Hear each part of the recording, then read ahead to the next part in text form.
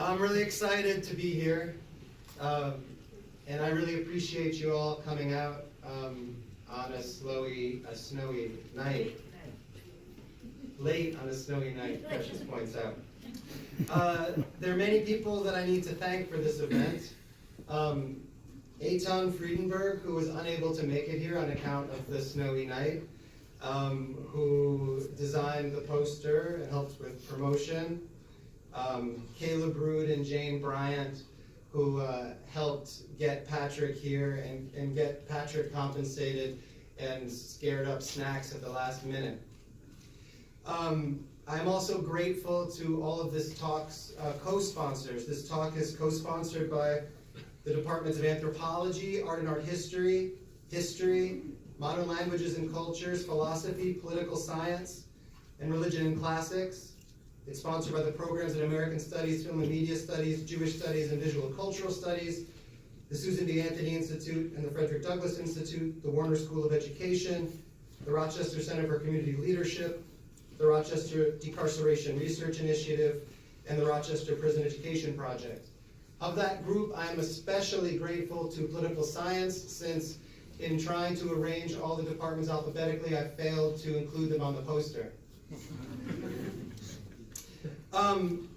I don't take all of these co-sponsorships as an explicit endorsement of the contents of tonight's talk, but I do take it to be an endorsement of the seriousness with which members in our community take these issues that we're addressing tonight. Perhaps needless to say, the inspiration for this talk is the public safety proposal to expand the number of officers on campus on both sides of the river who will be carrying firearms, and the formation of the commission tasked with issuing a recommendation to President Feldman. I'm especially appreciative to those of you who are serving on that, who are here tonight. You have a difficult task before you. And to members of this specific group in particular, I'd like to offer a short parable. Last semester, when the proposal was made public, Kristen Dowdy and I discussed it at length with our students in our Cultural Politics of Prison Towns class. And it was a really illuminating experience. At least from what was voiced in class, our students were more or less uniformly opposed to arming public safety. But those who confessed to feelings of insecurity were largely only able to conceptualize the problem within the framework on offer. Let me be a bit more clear. Our students were less concerned with some kind of active shooter situation, but rather with the dark patches along the river where people are sometimes mugged and which many of them need to navigate at night. So though they opposed adding more guns to the equation, some thought that it might be a good idea to add more public safety officers so that someone was watching. Armed cops or unarmed cops, those were the options.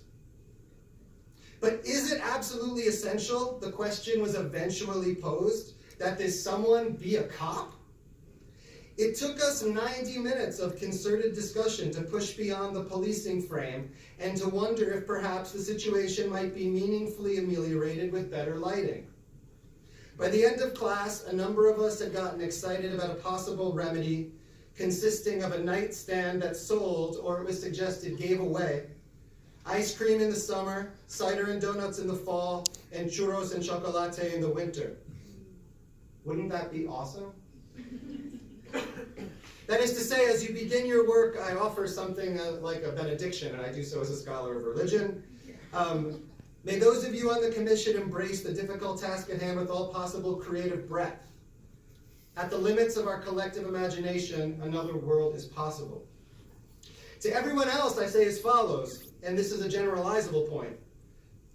What our elected and appointed representatives are able to do is, to a degree to be determined, dependent on the guidance that we furnish. On the national stage, we are seeing how pressure from the grassroots can dramatically and quickly alter the shape of what is possible. So while we are fortunate for the roster of smart and serious friends and colleagues who have agreed to undertake this vital task on our collective behalf, let us not abdicate our responsibility.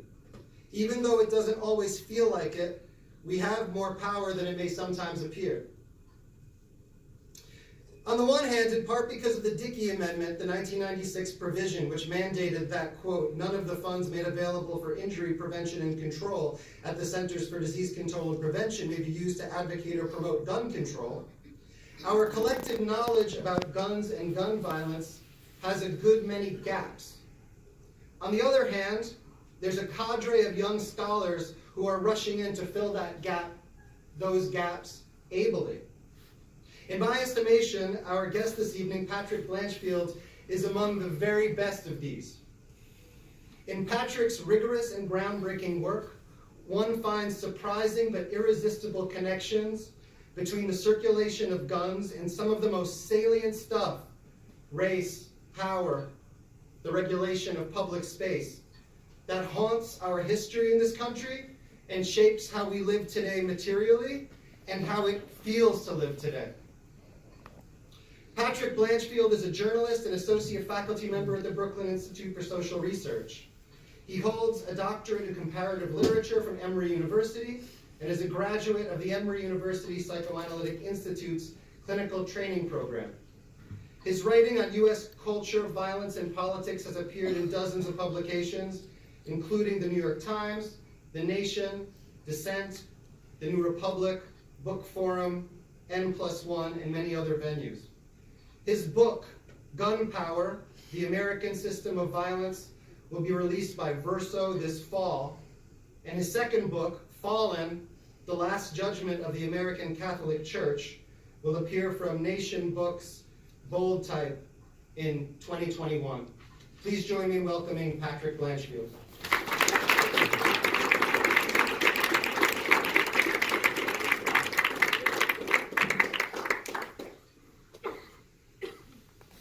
Hello. Can you hear me now? Does this work in the back? Can you go hear me? Okay. Hello. Thank you so much, Josh, for that generous introduction. It's a pleasure to be here, and I'm truly grateful to the Rochester community for the invitation and your hospitality. Thank you for everyone who made this come together, and thank you, all of you, for coming out tonight. I really appreciate it. Thank you. It's an honor to be here. Before I start, two things. First, as Josh indicated, I want to flag that what I'm presenting to you is part of a work in progress, my book, Gun Power, The System of American Violence. That project is an attempt to cut through deadlocked debates about guns and gun control and to think about American gun violence in a different way.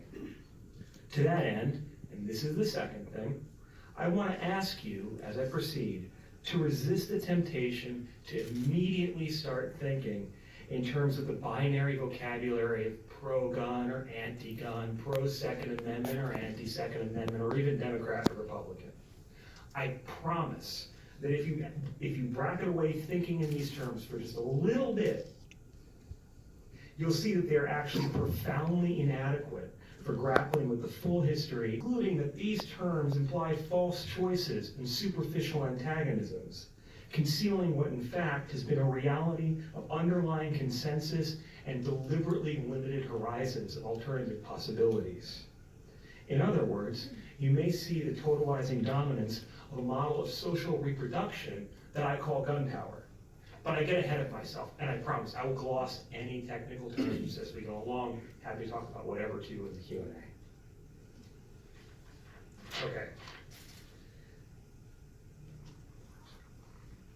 Okay, here's how I'm going to proceed. I'm going to narrate two historical episodes, one fairly recent and at length, the other less recent and more briefly. Then, as a thought exercise, I will propose that we consider these two episodes as emblematic and inevitable products of certain processes, tendencies, and priorities that have been recurrent over the course of American history. I will explain these as representing a particularly American approach to social control and social reproduction, a system that I call gun power. I will quickly summarize this model in terms of its key features, and paradoxes, and then quickly conclude by suggesting how that model yields insights into present debates about gun violence and gun control. Okay? Cool. Okay, one last note. I'm about to narrate two scenes of extreme violence. Because it is necessary, I will briefly relate what happened, who did what to whom, and what the consequences were. I have chosen these events because they are well documented and, in different ways, paradigmatic. Their horror is singular, but also, and this is absolutely key, they are not unique. The events I have chosen occurred within 200 miles and years of each other in the north of California's Central Valley.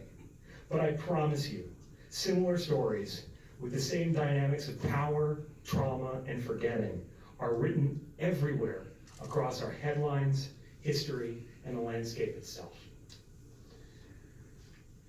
I want to quickly, I know this is a striking image, I just want to take a brief moment and show it to you. This is a photograph by a frequent collaborator of mine, a photographer and academic named Jason Francisco. It's of an alley somewhere in North Philadelphia, I believe in Germantown, in what some criminologists will occasionally call a murder corridor. These are hyper-concentrated spaces of gun violence that predominantly affect young black men. And as you travel through these places, as Jason does for his work, you will frequently see elaborate mural memorials dedicated to gun violence victims. He sent me this image doing one of these projects in January of 2013, right after the Sandy Hook shooting. I don't know if you can quite read what it says, but it says, Sandy Hook Elementary, dedicated to our angels, I believe, or something similar, very small there. When Jason sent this to me, he asked if I knew of any memorials to gun violence victims in Philadelphia that had been put up by the residents of Sandy Hook, Connecticut. I think the answer to that question speaks for itself. I would also note, incidentally, if there are any colonial military history buffs in the audience, that this space, Germantown, was essentially the epicenter of American small arms development during the 1700s, right? Where basically German immigrants produced what we later come to call the Kentucky long rifle. This is the crucible, or was at one point the crucible, of American firearms design. Now it's what like a sociologist like Louis Pacol might call hyper ghetto. All right. Here's the first example. 30 years ago last week, on January 17th, 1989, a man dressed in military fatigues brought an AK-47 and 2 pistols to the playground of the Cleveland Elementary School in Stockton, California. There he is. His name was Patrick Purdy. Out of his desire not to fuel copycat acts, I don't share such photos on social media, but it's important for you all to see him here now and know who and what he was. Patrick Purdy was 26, white, and had an extensive history of interactions with the courts and law enforcement. Purdy's parents had divorced when he was 2, after his father, a Vietnam veteran, threatened to shoot his mother dead. Raised by that mom, Purdy moved often as a child, but attended the Cleveland School from kindergarten to 3rd grade. His early home life, such as it was chaotic and abusive, and ended abruptly when he struck his mother in the face at age 13. Purdy spent his remaining teen years variously homeless on the streets of San Francisco, in foster care, and with his father, amassing a list of charges arrests for charges ranging from prostitution to underage drinking to weapons possession and more. As an adult, drifter and loner, those are the language of the newspaper reports at the time, Purdy traveled around the Pacific Northwest and elsewhere, struggling with alcoholism, drug addiction, and mental disabilities, unable to hold down steady work. He apparently left no real lasting impressions on anyone, save for machine shop co-workers and welding class acquaintances, who alike recounted his, quote, seething hatred of Vietnamese immigrants, who he apparently insisted had things better off than he did. In one of his last encounters with authorities, Purdy was arrested for firing a pistol in the National Forest, and, when searched, was found to be carrying a book of propaganda produced by the Aryan Nations, a major white power organization. As the extremism scholar Kathleen Ballou has documented, the late 80s and early 90s were a period of robust growth for white power militancy, with over 175,000 Americans purchasing white power literature, and many more, like Purdy, consuming it. Of course, we can never truly know what transpired inside Patrick Purdy's head, since after doing what he did, he blew it apart with a pistol on which he had scrawled the word victory. And we can't decipher for sure why he did what he did at his old school, or why he left behind a motel room filled with green plastic army men when he did it. But there is no mystery about what he did and whom he did it to. Patrick Purdy opened fire with a rifle on a crowd of children, 3/4 of whom were Southeast Asian, largely refugees. In 4 minutes, he fired 110 7.62 by 39 millimeter rifle rounds, wounding 30 children and 1 teacher. He killed 5 children: Rathnar Or, Ram Chun, Sokim An, Wen Lim, and Tae Tran. The 3 youngest children killed were 6. The oldest was 9. All of them were war refugees, 1 Vietnamese, the other 4 Cambodian. We may tell ourselves that we can never know Patrick Purdy's intentions, but in the starkest terms imaginable, body count, his actions speak for themselves. So too do the subsequent actions of many Americans in response.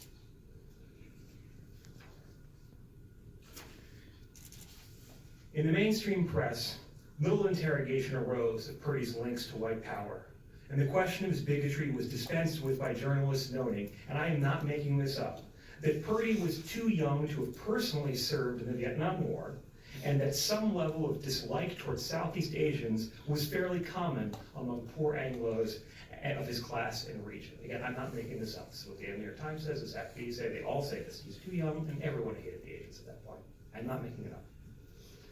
With the role of white supremacy thus rendered at once unknowably obscure and unremarkably banal, media and authorities instead focused on something else, something granular, the weapon that Purdy had used, and the frightening possibility that criminals could access such weapons to deploy against police.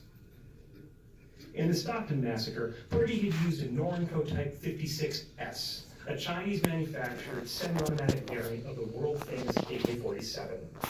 Newspapers at the time regularly called the gun itself Soviet, and its genesis and popularity as an Eastern Bloc infantry rifle combined with its formidable appearance to make for powerful political theater. Dianne Feinstein. Purdy may have been a white supremacist with psychotic delusions of military service, targeting refugees from the same region where his father had served in combat. But all the same, his act was used to support a very different narrative, that an influx of outlandish weapons was being deployed by criminals against the forces of American domestic order. This narrative turn appears in the earliest coverage of Stockton.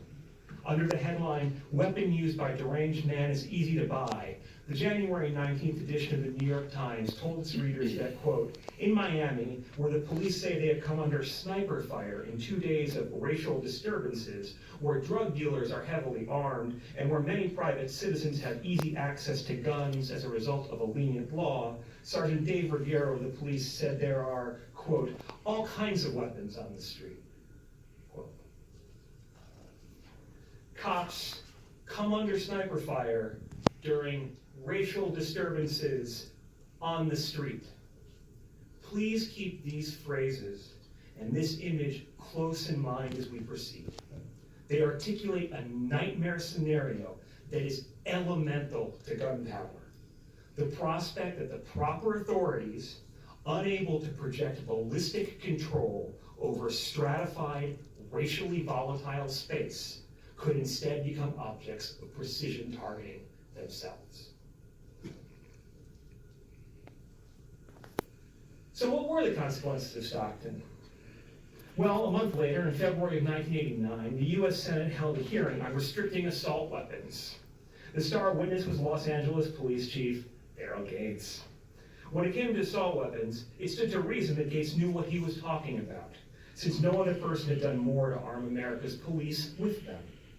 Indeed, in the wake of the Watts racial disturbances of 1964, and specifically prompted by stories of police taking sniper fire, Gates had founded America's first SWAT teams.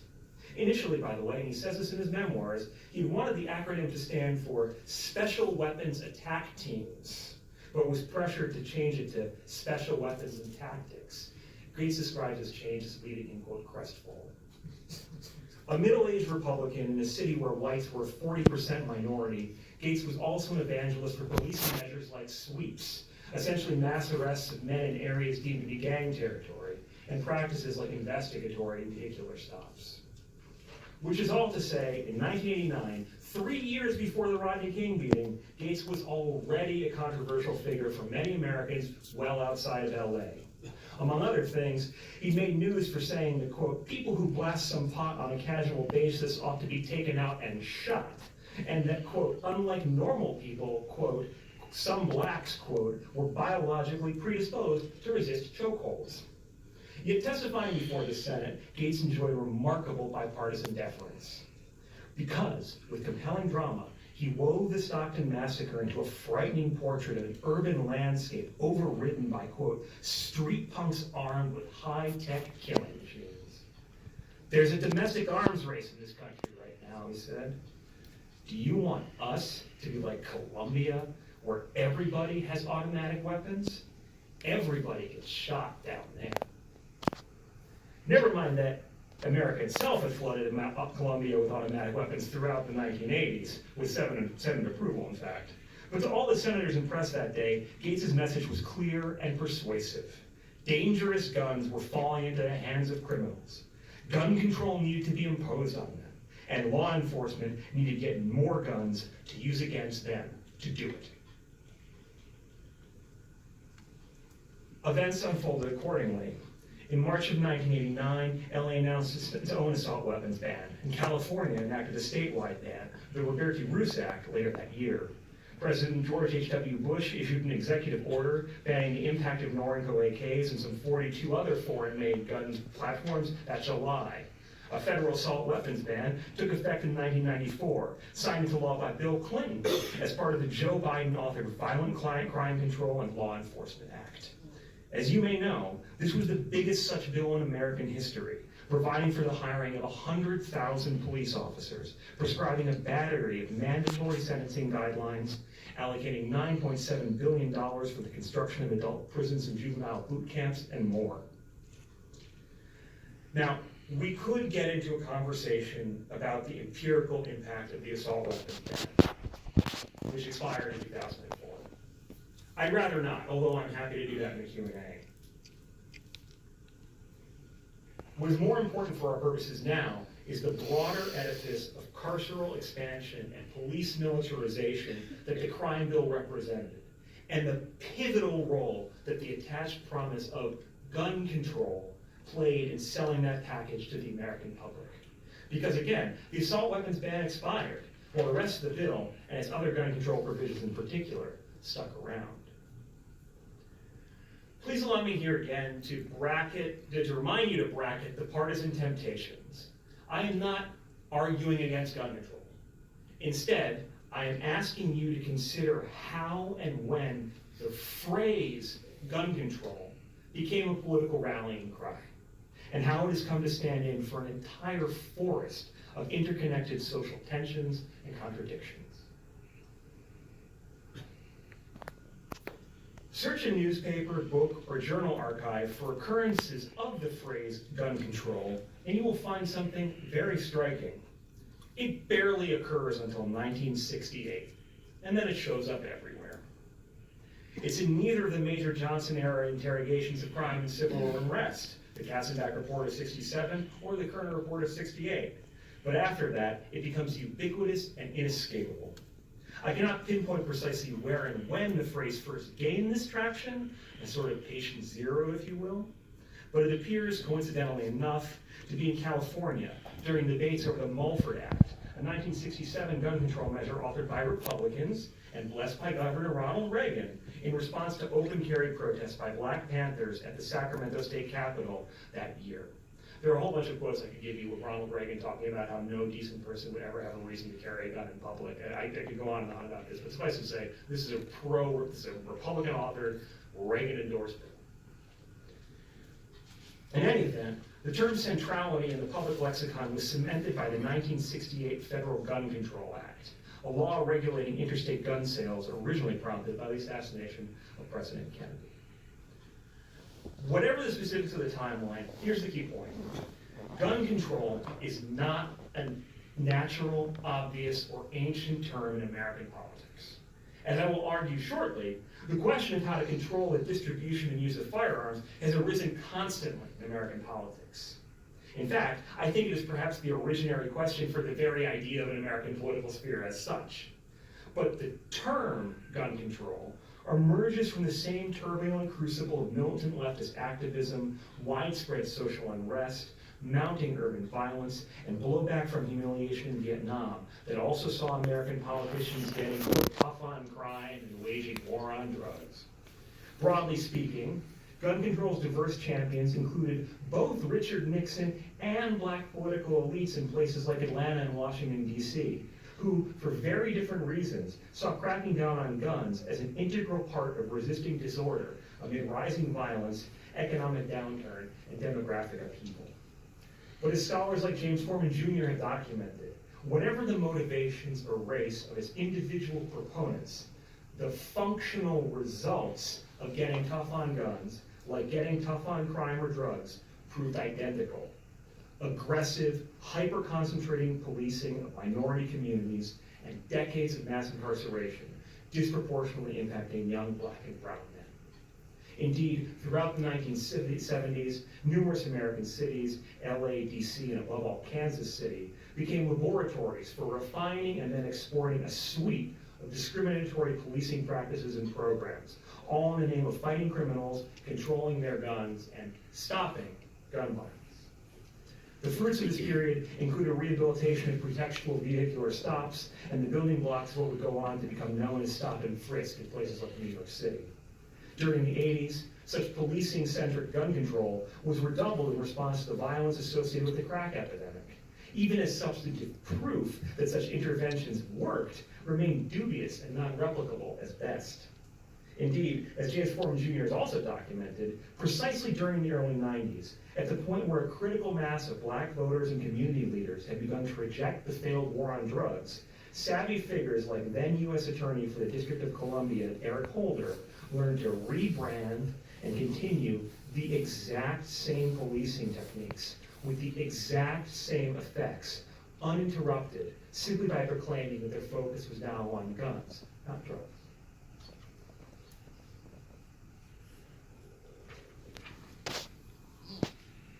This tendency has remained the case, mutatis mutandis, through Democratic and Republican administrations.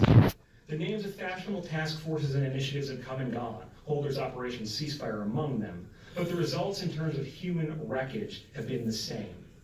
Today, gun charges are routinely used to maximize sentences for crimes like low-level drug possession, and federal prosecutors mine state and municipal dockets looking for pending small-stakes cases to which they can add compound federal gun charges. In 2017 alone, 96% of federal defendants convicted on gun charges were jailed. 53% of them were Black. That same year, as part of President Trump's Tough on Crime platform, and in one of his first actions in office, Attorney General Jeff Sessions directed his Justice Department to dramatically ramp up firearms prosecutions, both through revamping the Bush-era Safe Neighborhoods program and otherwise. That year, federal gun prosecutions rose by 23%, and in the first quarter of 2018, far and away surpassed any record set by any other previous administration. Let that sink in for a moment. Under Donald Trump and Jeff Sessions, the U.S. Justice Department has more aggressively pursued gun control than during any other period in its history. I should say, that photo that I have there of Jeff Sessions, like doing this is not to say I want to take an unflattering photo of Jeff Sessions. Jeff Sessions is in that image announcing and celebrating the reconstitution of what's known as the 1033 program, which is essentially bringing military materiel back to be used by police. He's literally being like, this is awesome, at that press conference. Of course, all these cases almost all involve Black and Latino men with minor records who have simply been unlucky enough to get arrested in possession of, or nearby to, a firearm. But that hasn't stopped the Brady campaign to prevent gun violence, a venerable liberal gun control group, from repeatedly praising the Trump administration for its efforts. I should mention, incidentally, as a relevant detail, that the Brady campaign was originally named the National Council to Control Handguns, and then Handgun Control Incorporated, and was founded in 1974 by a white graduate student named Mark Borinsky, who had been robbed near the University of Chicago campus by 3 young men at gunpoint. The news reports from that period all refer to those young men as thugs. Let me again be clear. I am not saying simply and crudely gun control is racist to court, as though that ends a conversation instead of starting one. Nor still am I assuming any racial animus, conscious or implicit, on the part of anyone in particular. The issue is not about individuals, their intentions, or what's in their hearts. As with Patrick Purdy's massacre at Stockton, on some basic level, intentionality is irrelevant. Actions and impacts are what matter. And when it comes to the trajectory of gun control since Stockton, the actions and impacts are quite clear.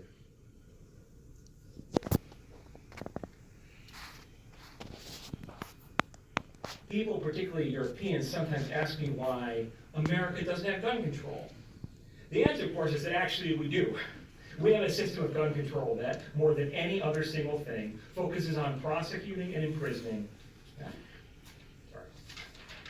minorities and the poor. And not just prosecuting and imprisoning them. As we must all recognize, American police shoot American civilians, disproportionately minorities, with a frequency that has no analog anywhere in the developed world. At least 1,000 people per year. 1 in every 3 Americans killed by a stranger is killed by a police officer. And on any given day in America, SWAT teams, armed with many of the same guns that Daryl Gates wanted to forbid civilians, will kick down doors and raid homes at least 100 times. Again, that's 100 SWAT raids every day. Meanwhile, many of the same legislators who condemn assault rifles as weapons of war that have no place on our streets will, in the same legislative sessions, seek tax breaks for all American gun manufacturers and praise institutions like the 1033 program, which cycles U.S. Army small arms and other materiel back from deployment for use by local police departments. In an incredibly self-fulfilling cycle, gun control has thus driven many Americans to embrace arming an out-of-control security apparatus, which in turn freely invokes the threat of guns among the people it polices to justify yet further escalation of its own arsenal. And yet while politicians dither and police searches homes and stop cars, the steady beat of America's gun fatalities and injuries drums on. The demographics of that read like an atlas of American precarity more broadly. Because, and this cannot be stated enough, exposure to gun violence tracks closely with exposure to other kinds of violence and vulnerability, with a nearly actuarial precision. Imagine, if you will, the body of a gunshot victim lying on a slab in the morgue. Let's say it's a young man. If they're Black, the odds are overwhelming that their death was a homicide, that they died in the city, and that they were killed by someone else who probably didn't know them. Black youth are 14 times more likely to be shot dead than white ones. If that body is white, there's an almost identical likelihood that they killed themselves in a suicide somewhere rural.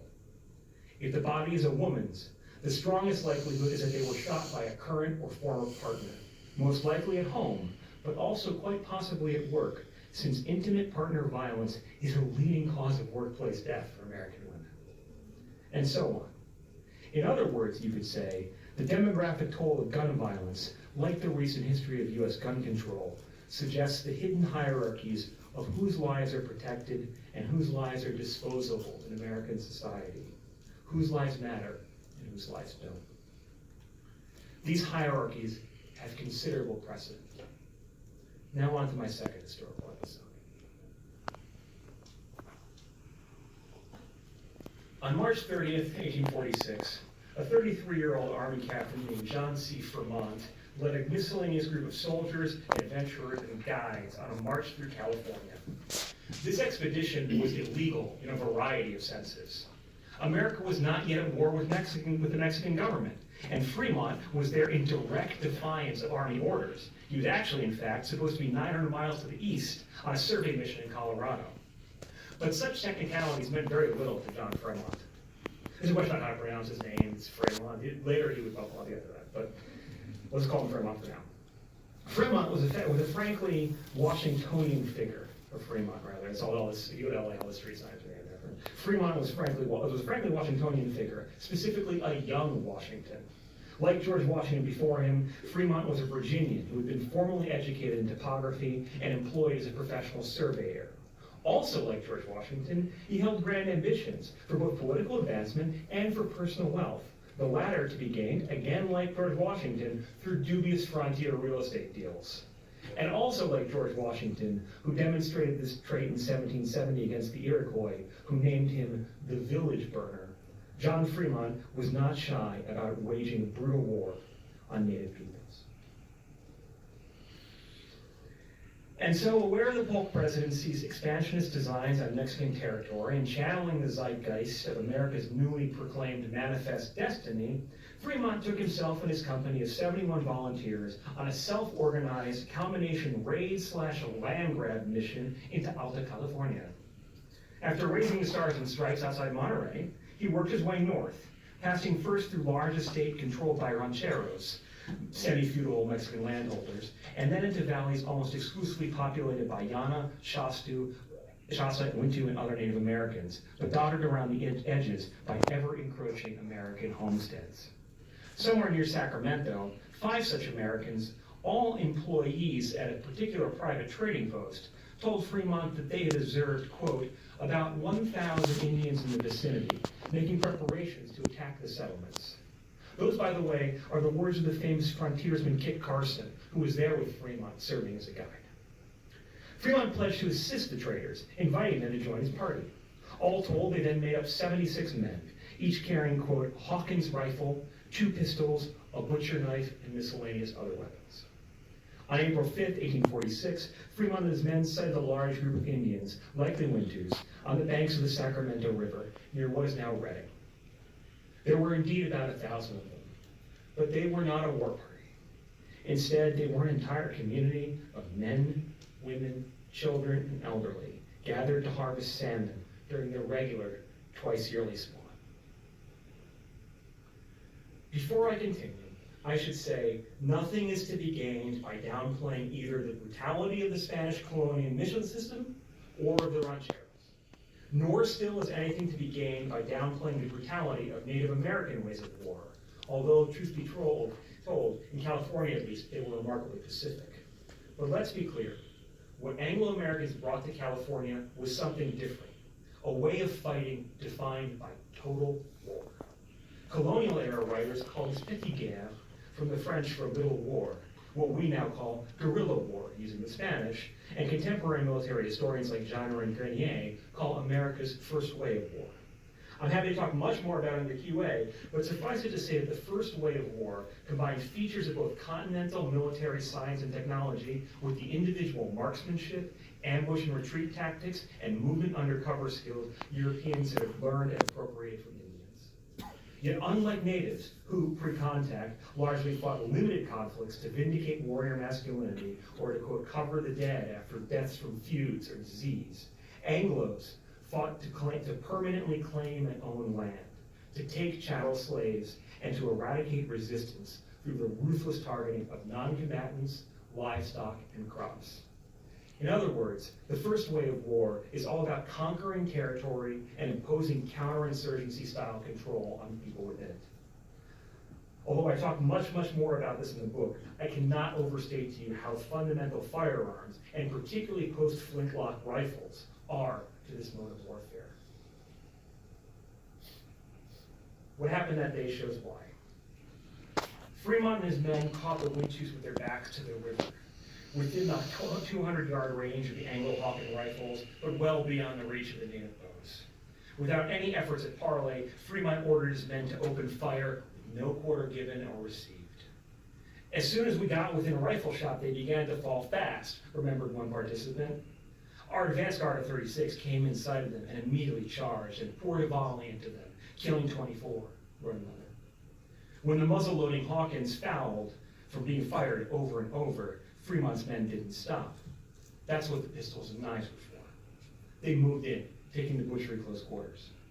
There commenced a scene of slaughter which is unequaled in the West, wrote one expedition member. Again, I'm quoting here, so forgive the language.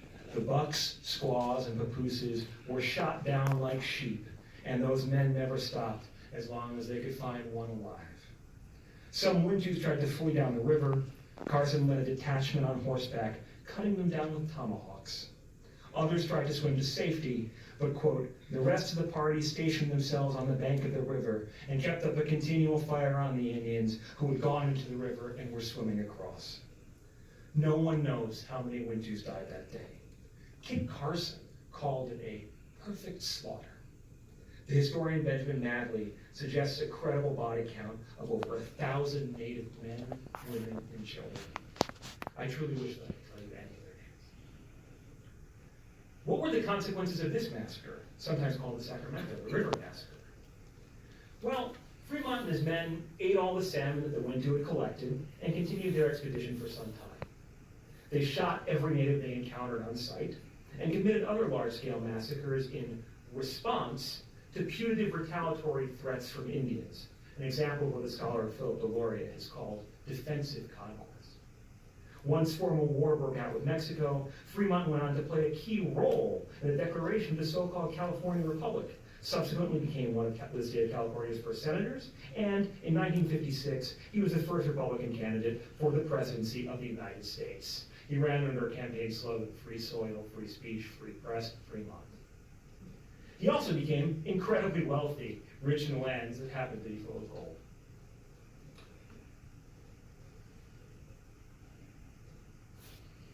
As for the Wintu and other California natives, things turned out very different. As historians like Walter Hickson have documented, the Sacramento butchery was but the first installment in what will become a lengthy catalog of massacres.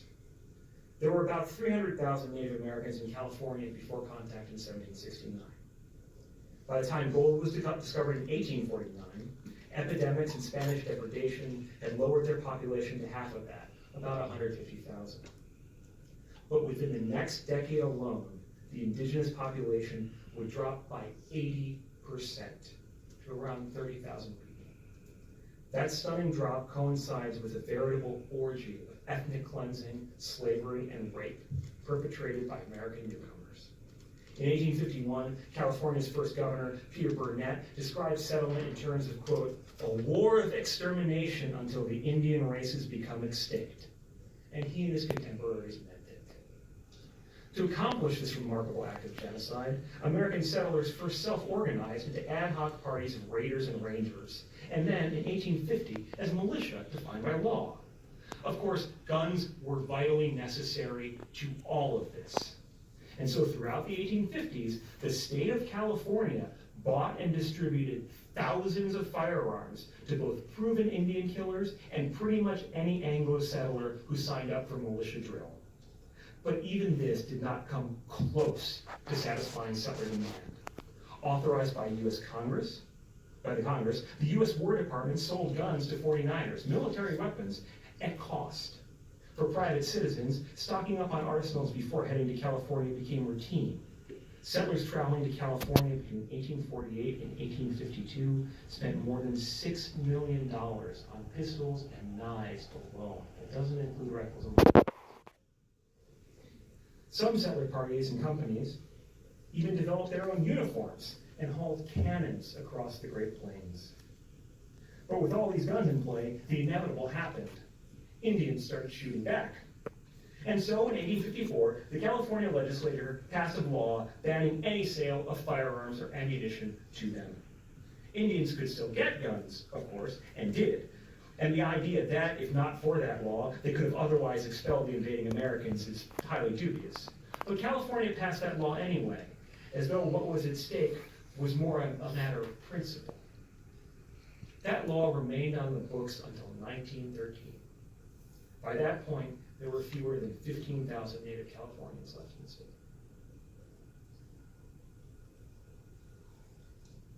These slides, these episodes, offer vignettes of what I call gun power. Gun power is a uniquely American approach to managing disorder and ensuring social reproduction.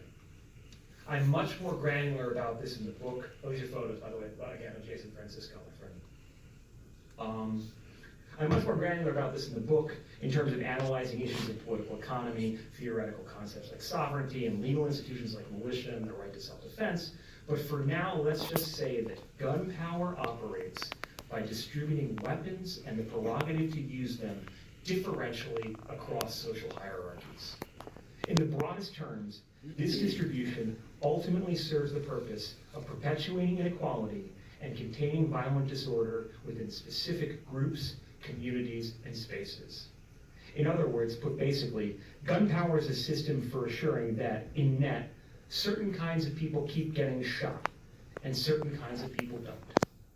It also, by extension, stipulates who are the people that must be armed, and those whose possessions, even hypothetical, is an intolerable threat.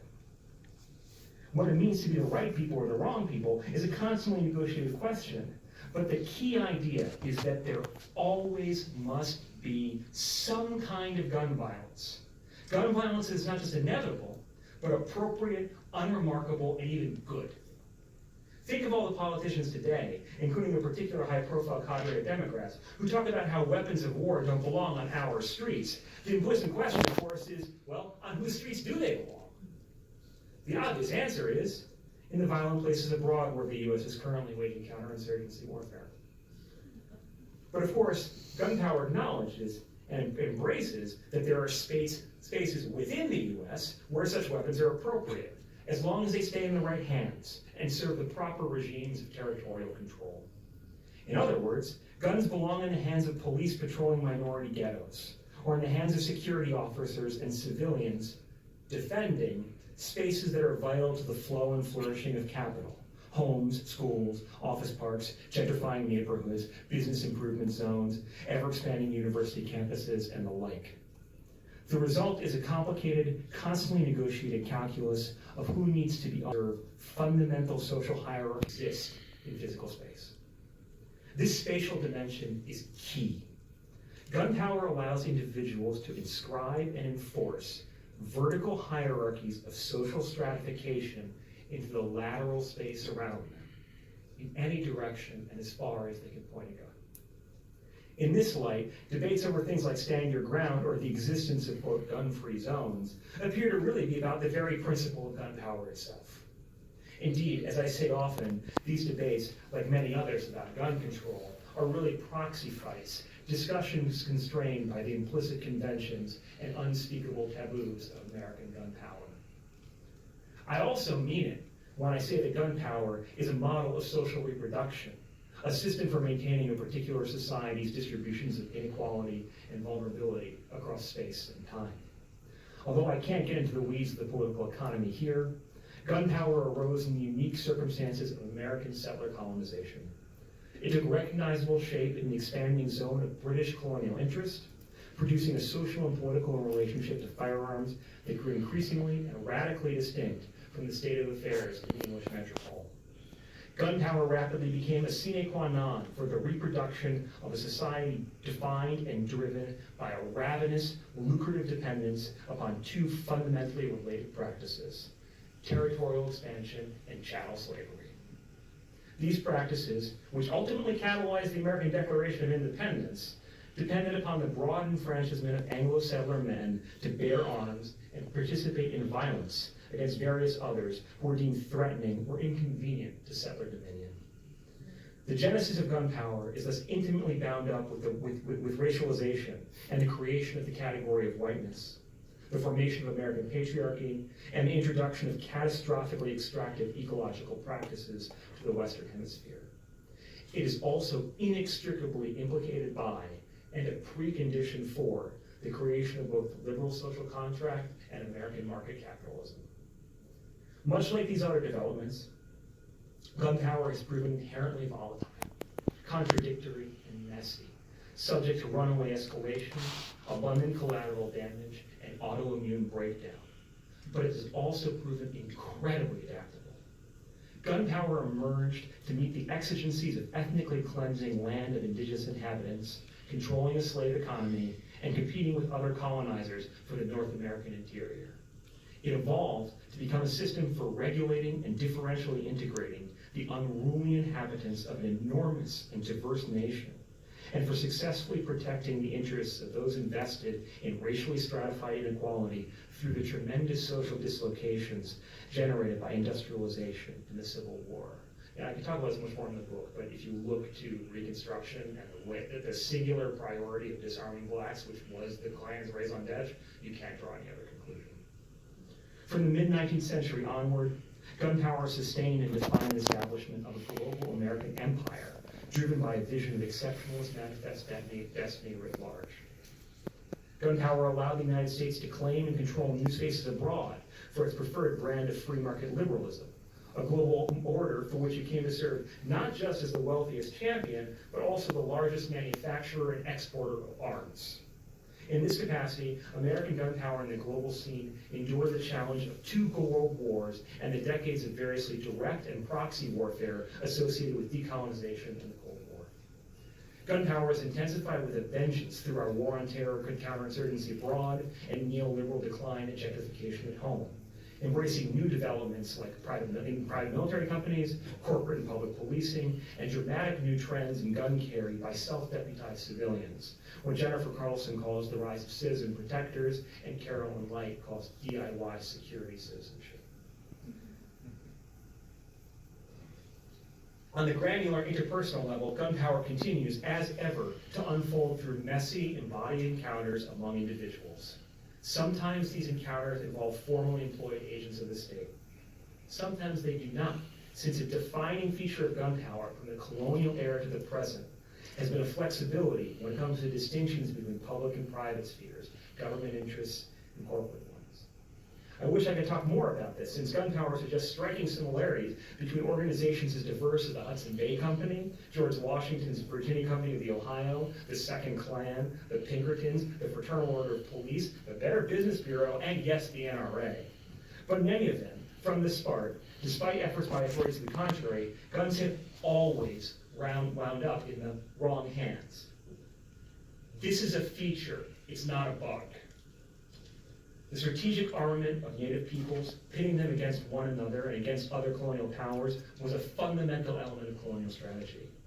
And today, as we have seen, when guns wind up in the wrong hands and are used to kill or threaten the wrong people, exemplarily children, but above all police, this poses less of a moral challenge to gun power than an exciting opportunity for authorities to double down on it. Let me be very blunt. At the abstract center of the charmed circle of gun power stands the white man. But the nominally colorblind language of the law, combined with the wide availability of guns, means that others can partake tenuously in his prerogatives and arm themselves too. But this is always a risky gamble, defined by double binds. Should a woman who is threatened with death by an abusive partner acquire a gun to protect herself, knowing full well that, statistically speaking, that also entails exponentially greater risk for her? Should a black teen who just wants to be shown respect and left alone as he navigates through drug markets on his way to school carry a gun? Or should he try his chances unarmed, caught between indifferent cops on the one hand and stick-up artists on the other? Should a person who fears her armed neighbor may be on the verge of suicide call the police, despite the fact that the cops might just show up and kill him themselves? Should radical leftist groups pursue open carry protests, knowing that the history of repression of such groups has been brutal? There are no good answers to any of these double binds, which itself indexes the totalizing hegemony of guns on how we think and live. Meanwhile, people do what they can, or what they feel they must, but always, whatever their intentions, the same consistently stratified body count is the result. The gun power game is rigged. All right. As I end, I want to return to what happened in Stockton in 1989 and to what happened on the banks of the Sacramento in 1849. These episodes, I suggest, repeat what could be called the primal scene, these episodes, I suggest, repeat what could be called the primal scene of the social reproduction of American gun power. Men who are white shooting children who are not. This scene is present at the inception of the American enterprise, and it has repeated itself as trauma must, refracted and reconfigured in reenactments to this day. In light of how trauma is marked by strange contortions of temporality, let us lay the scenes of 1989 and 1849 alongside and on top of each other and try one last thought exercise. Imagine for a moment how a person could look out at a space full of other people, a space full of difference and full of life, and see simply territory that should be somehow theirs, yea, much space to be inhabited and used to their liking. But not just that. Imagine seeing that space and the people in it and believing you have the prerogative, the right to reach out and with a few pounds of pressure in one tiny finger, extend your will to control or liquidate whoever and however many of those people you might wish. Imagine believing this entitlement to own, control, and destroy so totally that you are willing to let it spell the death of countless others and your own. Yes, in some ultimate existential way, we can never know what went on inside Patrick Purdy heads or John C. Fremont's. But to the extent that we can envision that kind of orientation towards the world and the people in it, and see it operate around us every single day, we can call it what it is, gun power, and I hope reject it. Thank you all very much.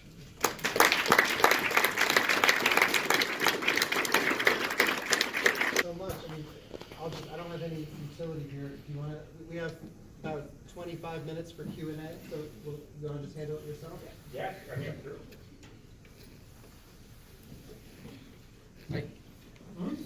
sure. Do you foresee national concealed carry given today's Supreme Court announcement?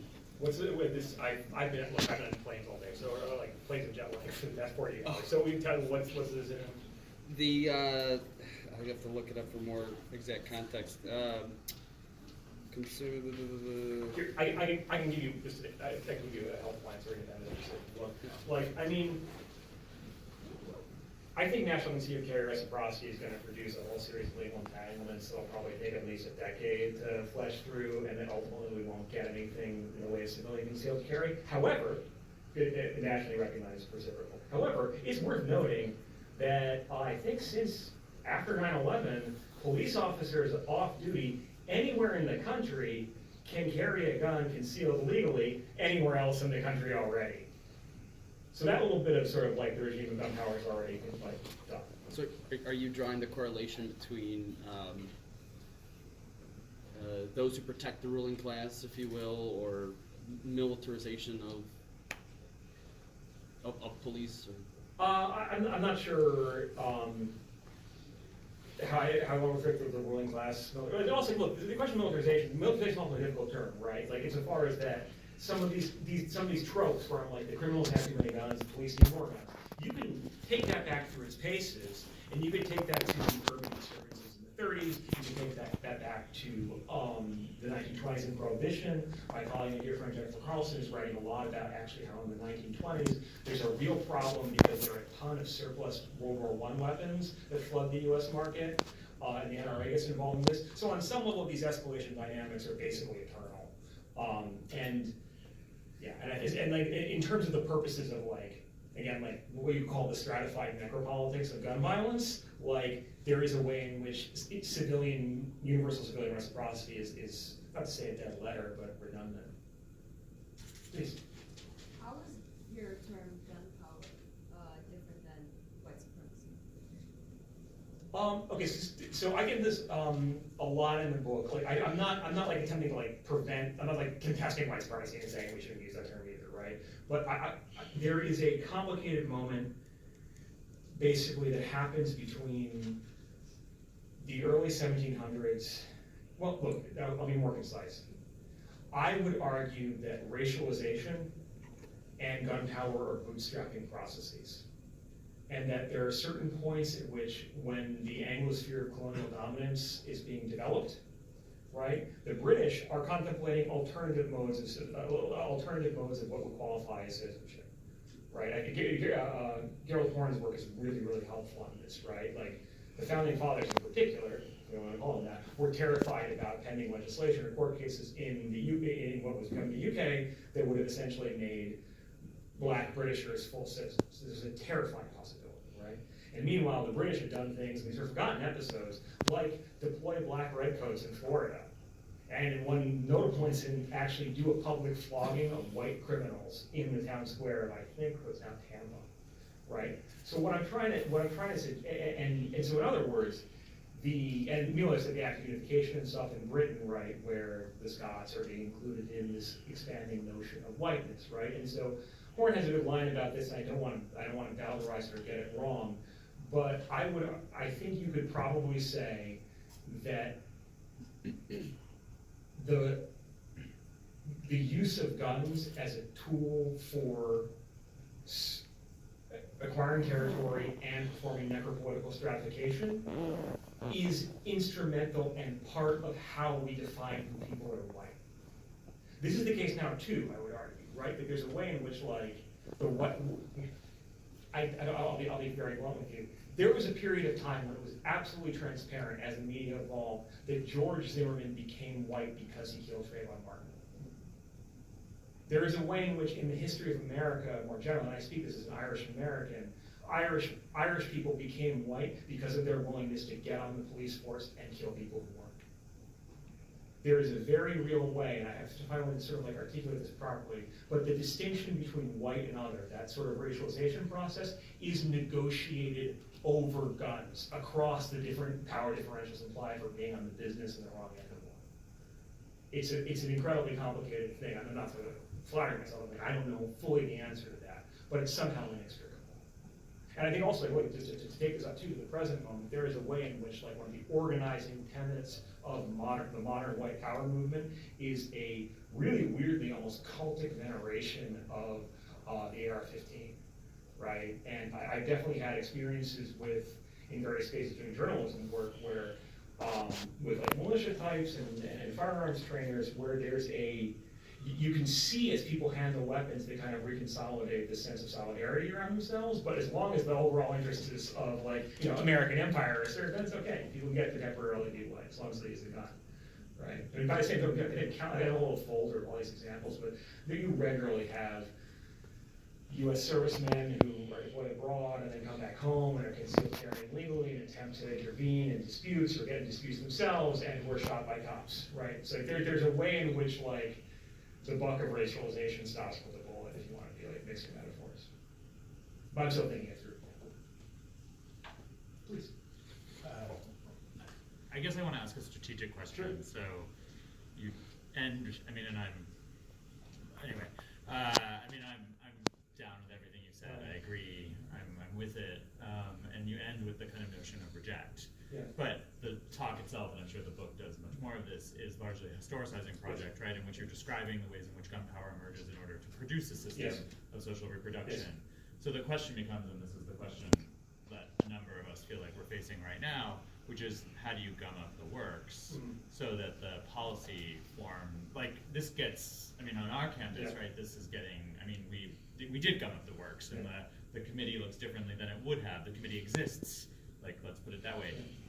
No offense, it's still a committee, right, inside of a policy frame that, you know, so I'm just curious, like, it's so, like, what does one do strategically or tactically, I always forget which one I'm supposed to say, in order to, like, historicizing is awesome, and that's a powerful act, but, you know, the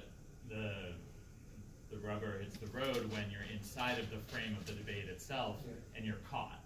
Right? And like even the historical frame you're producing has become part of the frame, right? So like, you know, we have the bad cop, but we also have, you know, murdered people of color. and that sort of gets absorbed itself into a kind of binary. Right. And so I'm just curious how we materially move that out of its, sorry, I'm ranting. No. I mean, like, so there are a bunch of different, like, things to unpack there, right? I mean, first, yeah, where we are culturally so invested in this, in this, like, sort of crazy, essentially schizoid logic of good guy versus bad guy, right? It's like a thing about the where it's like, I've had conversations with people that this really boggle me, where it's like, you're a good guy with a gun until the moment, you know, you shoot your wife. And then you become a bad guy with a gun, but actually you were a bad guy with a gun all along, and that's why we need more good guys with guns to have guns to deal with you. Right? I'm not gonna like invoke like a thinker like Carl Schmitt, but there are terms for that type of rapidity of organization of who's good and who's bad and how rapidly it toggles, right? My intervention is to be like, well, look at the consistent body count, that's the purpose of the program, right? Vis-a-vis the question of what's happening in university spaces, I think there's something very interesting happening more generally, right, before getting to your specific situation here, with university militarization. I've written a lot about this in the context of like neoliberal decline, right? And there is a way in which the heavy arming of agents of, if not the state, but actually agents of gun power, basically agents of a certain type of political order, right, is unfolding in these bizarre combinations between municipalities and task forces and university campuses and that process of gentrification, et cetera, right? It's fascinating, but obviously also tragic and awful. I will also stipulate, and I should just tell you all this, I've had conversations with people in the space of, let's call it, in the $7.1 billion yearly industry that is educational security, where people have told me that the primary driver for most administrative decisions and board of trustee decisions on such matters are fundamentally about liability. And what people are more scared of than actually having a school resource officer or public safety officer shoot a student incorrectly or commit an act of workplace violence or whatever, that's an imaginable sum of money in terms of legal damage that a university could absorb. Whereas the potential legal exposure for a multi-party liability lawsuit in the wake of a mass shooting that a university could have prevented, but supposedly didn't, would be astronomically higher, and that's the real fear. It has nothing. The question is about legal liability first and foremost. I've had some very clarifying conversations with people about this. But let's stipulate that that's not what's happening here, right? Yes.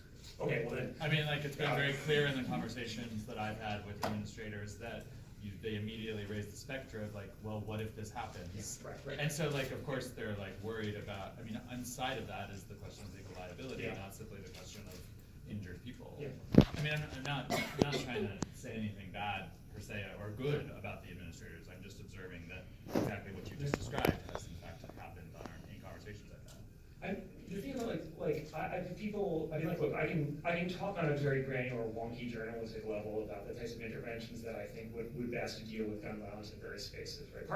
One of the fundamental problems here, and we were talking about this in class earlier, right, is that when we see mass shootings in the news, or when we hear about acts of gun violence, we feel a overwhelming desire to act in some way that will produce an emotional catharsis that is commensurate with the horror, right? And the unfortunate reality of how violence happens is that there's nothing you can do that could possibly ever transactionally give you that feeling, right? Instead, like in terms of gun violence policy, it means identifying unique groups who are at risk of exposure to gun violence and then doing a whole series of incremental interventions to ameliorate that risk. That's wonky though. Like, more practically speaking, like in terms of just like what I can give you as like a political principle, that idea of rejection to me is so important, right? When people are like, well, if we don't arm a cop, then it's your fault if some crazy person shoots everybody. Like that is basically the most blunt type of interpolation into gun power I can conceivably imagine, short of having a gun in your face. That's a little rhetorical, but it's pretty damn blunt.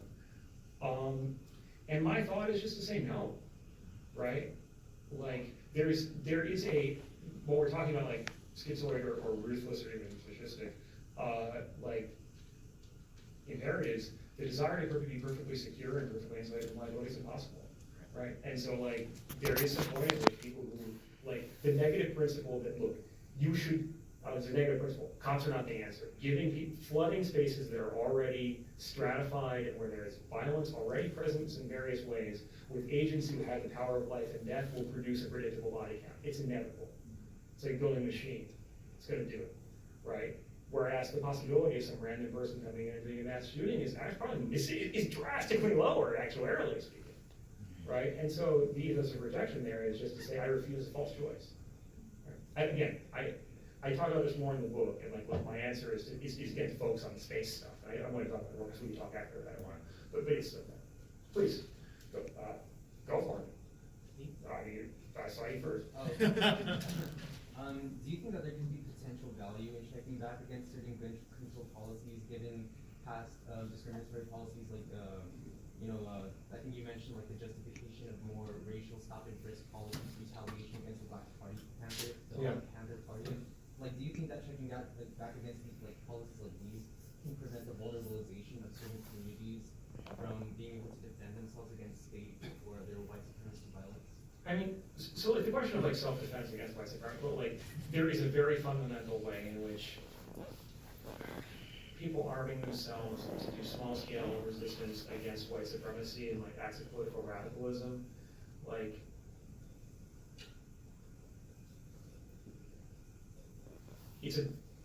I don't want to sound too like, the history of what happens to those people in America is pretty clear, right? Their impacts they live on, right? Like, I mean, like what the Black Panthers did in the way of like feeding vast parts of Oakland, for example, was not real even then. But the specific material ties between the state apparatus and explicit white power groups, I'm talking about the work of Kathleen Belew, is so incredibly powerful. Right, and the way in which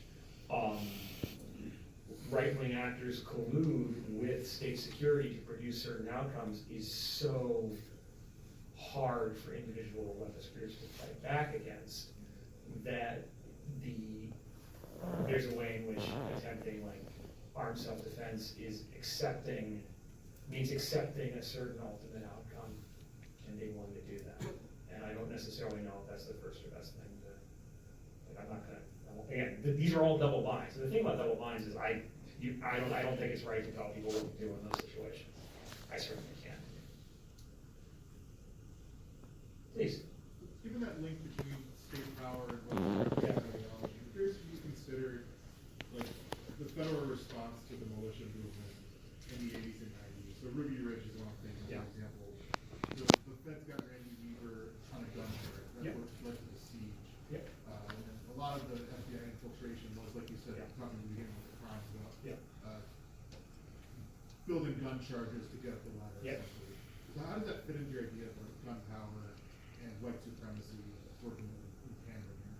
I mean, look, I can point to what the outcome of that was, right? Like, Randy Weaver, I mean, like, obviously, awful things happened to his family, but he got a check, right? I mean, from the U.S. government, right, fighting $14 million. And Kathleen Belew, I used to point to Belew's work on this, right? Like, Oklahoma City happened, and weirdly, that did not produce a systematic house cleaning within the security apparatus. And then if you look to like the pushback against the Obama-era DHS warnings about right-wing nationalist groups, right? That caused people in the DHS to lose their job and get underfunded, right? So like the net, I'm not saying that there aren't internal tensions and contradictions and messiness, but the net outcome in terms of the preservation of both the overall distribution of power and a particular output of bodies remains remarkably consistent. There's another thing I should say, actually, there's another part of this talk, like, I get to this in the book, right? Like, what possible futures look like, and maybe this may interest you all. There are a lot of them, some of them are very bad, I can envision certain, like, grim scenarios, but, like, you could do this, I mean, you can turn to Stockton, right? When Stockton went bankrupt, I think in 2012, it adopted a whole variety of corporate private policing solutions, right?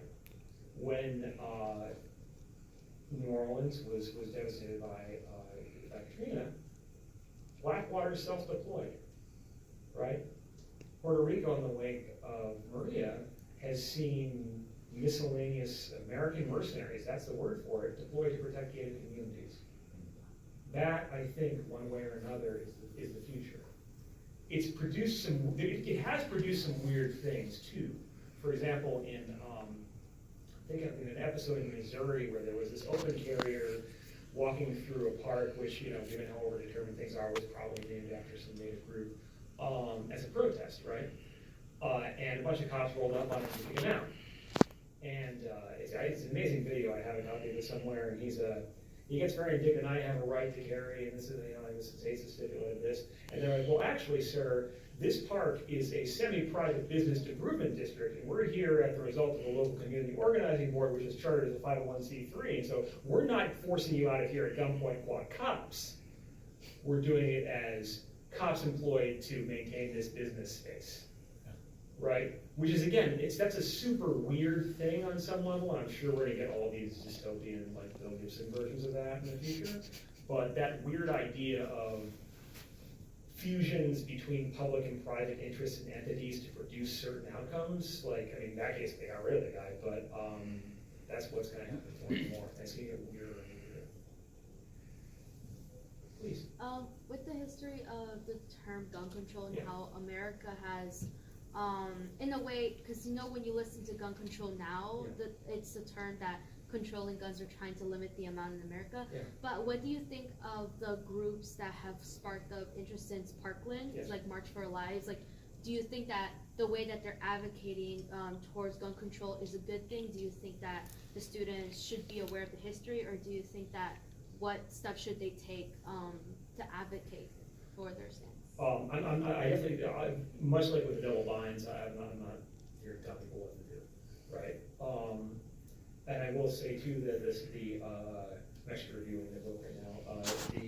The various Parkland teams, there are different ones of them. One of them is a regular appearer on Fox News and supports arming teachers, etc. Like, it's not there is not a monolithic activist thing, right? I will say that I have been heartened by the way in which some of the March for Our Lives activists have essentially done intersectional collaborative organizing with largely urban, black, long-standing anti-gun violence groups.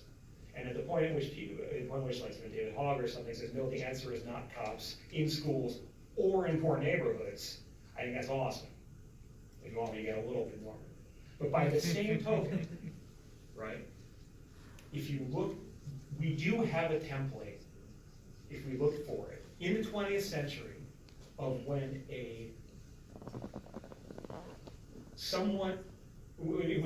when a dynamics, rapidly organized social movement with a powerful message produced constitutional level change that ultimately generated tremendous amounts of state violence. And what I'm talking about here is prohibition, right?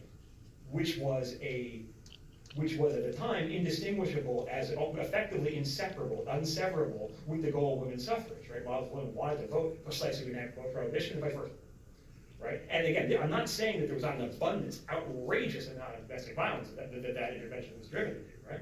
But also by the same token, a lot of that movement drew upon hatred and fear of, Italians drinking wine and blacks in Florida drinking rum and all that, and what that basically produces, people like Lisa McGeer has been documented, is an erosion of the Fourth Amendment and one of the first militarization of the right? So there is a possible future in which I'll use a Marxist line, I'll use a Marxist language here, in which like certain upper middle class or bourgeois, largely white gun control activists rally as a bloc to get gun control that's fundamentally all about preventing mass shootings, but that actually does very, very little for anti-gun violence, and that fundamentally just securitizes spaces that are vulnerable, like universities and schools, right? Surveillance cops everywhere, and that just incidentally, but again, feature bug, produces hyper-concentrated new forms of policing in areas that are already vulnerable. So that's a tendency within that space that I think needs to be resisted. right? By the same token, I will say too, there are examples in American society, in addition to that, where where Americans decided collectively, in whatever sense we ever have, and to the extent that we democratically do these things, that certain modes of gun violence are unacceptable. I'm here thinking specifically of a pretty rapid 20 or 30 year period in the 1800s where dueling went from being a socially acceptable practice to being completely unacceptable. And that was mainly about norms before laws, because dueling was always already illegal, right? Duelists would practice things called like conventional half-concealed, there's all this weird vocabulary, right? But essentially, Americans across the board, in the way at least Americans who were enfranchised at the point, but also women who weren't and who used the powers of persuasion and various forms of like strikes, got Americans to stop dueling. Again, though, that was a transaction I should stipulate. The concern there mainly was well-to-do whites killing each other, right? That was an intra-group thing. So again, these are the meager templates we have. I think we have time for one final question if someone feels as though they have the right question. No pressure. No, we're just having. Or if not, then thank you all for sticking it out on this snowy night, and please join me in thanking Patrick for coming.